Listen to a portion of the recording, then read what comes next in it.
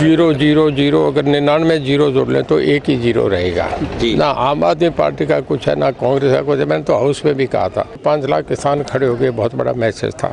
हुड्डा साहब ये कह रहे हैं कि एक तरफ तो किसानों को ब्याज माफ करके राहत दे दी, लेकिन एनएसए भी तो इसी सरकार ने किसानों पे लगाई थी, सदन में बोले। देखिए नहीं, वो ये कह रहे हैं तो SYL का पानी पहले ही ले लेते, अब हम लेने जा रहे हैं, उनसे नहीं लिया गया।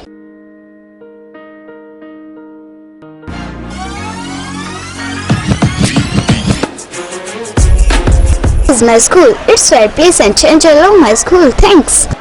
This is our computer lab. We taught computer from third standard itself.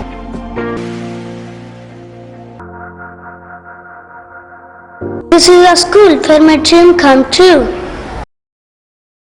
हाल ही में सर बजट पेश किया गया है हरियाणा को, कैसे देखते हैं इसको? देखिए, हमारे मुख्यमंत्री जी जो हैं वो 9 साल से तो चीफ मिनिस्टर का एक्सपीरियंस है।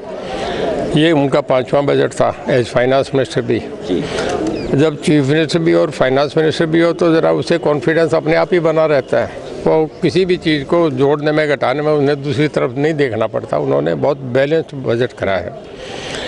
पहली बार ऐसा हुआ है कि जो किसी ने देखा नहीं कि पूरे हरियाणा में जो आवियाना था, माल था, वो माफ़ कर देना बहुत छोटी सी बात थी। 140 करोड़ का 44 करोड़ का मामला है, पर लोगों में एक बहुत ज़बरदस्त मैसेज किया कि ये माफ़ कर दिया। दूसरा, जो कर्ज माफ़ करा है कि बैंकों से लोगों ने जो पैसा ले रखा था, बेसिक अमाउंट ले रहे हैं, जो ऊपर से जो सरचार्ज था, ब्याज था, वो सारा माफ़ कर दिया। ये एक बहुत बड़ा, जिस किसान ने 5,000 ले रखे थे उसका इंटरेस्ट मिला के 40,000 हो गया। उसको बहुत बड़ी राहत मिली है कि वो अपने पैरों पे खड़ा हो गया। ऐसे 5 लाख किसान खड़े हो गए, बहुत बड़ा मैसेज था। इसके बाद उन्होंने गांव में जो 10,000 से बड़े आबादी वाले गांव हैं, उसमें उन्होंने एक वो जो पीटर, आप उन्हें कह देंगे, कचरा ढोने का एक व्हीकल दे दिया। और गांव में आम सफाई कर्मचारी मिलते नहीं थे, 11,000 से एकदम 18,000 सफाई कर्मचारियों की संख्या बढ़ा दी। ये भी गांव के, मतलब ये दिख रहा है कि बिल्कुल रूरल बैकग्राउंड को, किसान को, गांव की, उसको बहुत उठाने में सीएम साहब का एक मन है। तीसरा, उन्होंने मतलब एक इसमें नहीं, सब जगह दिल खोल के पैसा दिया है, कोई नए टैक्सेज नहीं लगे। और 1,89,000 करोड़ का बजट बहुत बड़ा बजट था। क्योंकि पावर मेरा सेक्टर है, इस करके मैं इसमें कह रहा हूँ कि पहली बार ऐसा हुआ है कि हरियाणा बिजली में 2 थर्मल आ गए, एक 800 मेगावाट। हमारे मई, जून, जुलाई का महीना जब होता है, बरसात का, ट्यूबवेल चलते हैं, 200-400 मेगावाट की कमी से कभी कभी कट लग जाते हैं। अब 800 मेगावाट का यमुनानगर में थर्मल जो हो गया, जिसका उद्घाटन वो भी हो गया, टेंडर भी हो गया। एक 800 मेगावाट का हमने उड़ीसा एक थर्मल यूनिट से हमने एक एग्रीमेंट साइन कर लिया, तो 1600 मेगावाट हम पे बिजली हो जाएगी, तो कभी भी दिक्कत नहीं आएगी। ये बहुत बड़ा कर दिया, क्योंकि आज के दिन पानी और बिजली का बहुत बड़ा महत्व है। तो सीएम साहब ने जो काम करे हैं, बाकी गजब के काम करे हैं, आम लोगों को फायदे होने की बात है। हाल ही में कांग्रेस और एक गांव में जो प्लॉट बटे थे, उन गांव में जाते थे कि जी मेरा प्लॉट नहीं है, मेरा 15 साल से बटे हुए थे। उन्होंने एक लाइन में फैसला कर दिया कि जो भूखंड अब तक पिछले 15 साल में, उनका तुरंत पोजीशन दिया जाए। 2024 में ये सारा काम हो जाएगा।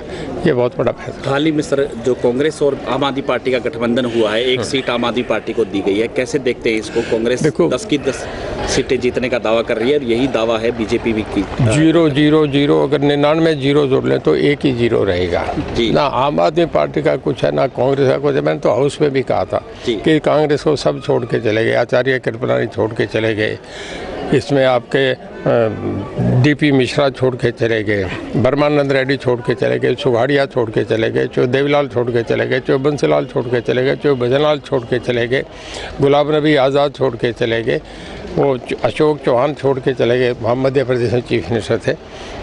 आपका ये मध्य प्रदेश में जो है वो भी अभी छोड़ने को थे, कमलनाथ को टेक्निकल दिक्कत आ गई, तो मैं तो उन्हें कह रहा था तुम भी फॉलो ऑन करो, बाहर निकल आओ ना, क्यों यहाँ बैठे हो, कुछ है नहीं। देखिए, सबसे हताश वोट ऑफ नो कॉन्फिडेंस आया, जिसमें कुछ था नहीं। हमारे चीफ मिनिस्टर साहब ने सबको पूरी तरीके से धोए, और फिर उन्हें बैठने की हिम्मत नहीं, सारा अपोजिशन खड़ा होकर वॉकआउट करके चला गया।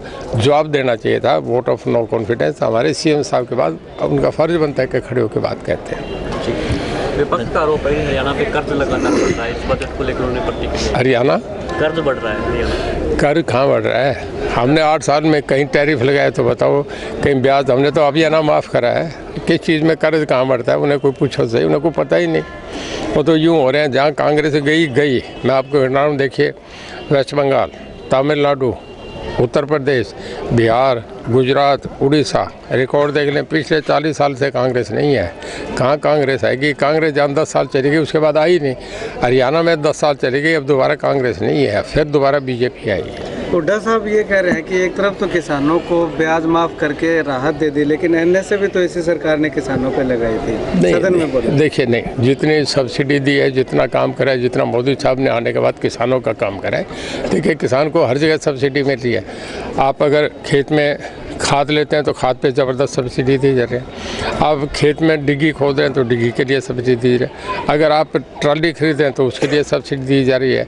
अगर आप स्प्रे ले रहे हैं तो उसमें सब्सिडी दी जा रही है। हर जगह किसान को सब्सिडी दी जा रही है। अगर मुआवजा मिल गया तो हरियाणा में आज तक रिकॉर्ड है, पूरे देश में सबसे ज़्यादा मुआवजा हरियाणा सरकार ने दिया है। तो जल समझौता किया गया है राजस्थान के साथ, उसको आप कैसे देखते हैं? भूपेंद्र हुड्डा कह रहे हैं कि हरियाणा की ज़मीनें सूखी हैं, हमारा पानी है वो राजस्थान को। नहीं, कोई नहीं होता। पहले देखिए, दरिया जो है वो नेशनल है, आपस में बांट के करते हैं। हमने भी राजस्थान से पानी लिया, जितना पानी दिया जाता है उतना पानी ले लिया जाता है। कहीं हम राजस्थान कनाल से ले रहे हैं, कहीं उन्हें दे देंगे। राजस्थान मरुस्थल प्रदेश है, सारी सेंट्रल गवर्नमेंट भी उन्हें पास दे देती है। वो ये कह रहे हैं तो SYL का पानी पहले ही ले लेते हैं, अब हम ले रहे जा रहे हैं, उनसे नहीं लिया गया। तो SYL का पानी आएगा सर हरियाणा में? मेरा बिल्कुल 100% मानना है कि होगा। 2024 में देना पड़ेगा। सुप्रीम कोर्ट का फैसला कोई रोक नहीं सकता। धन्यवाद सर। ठीक है।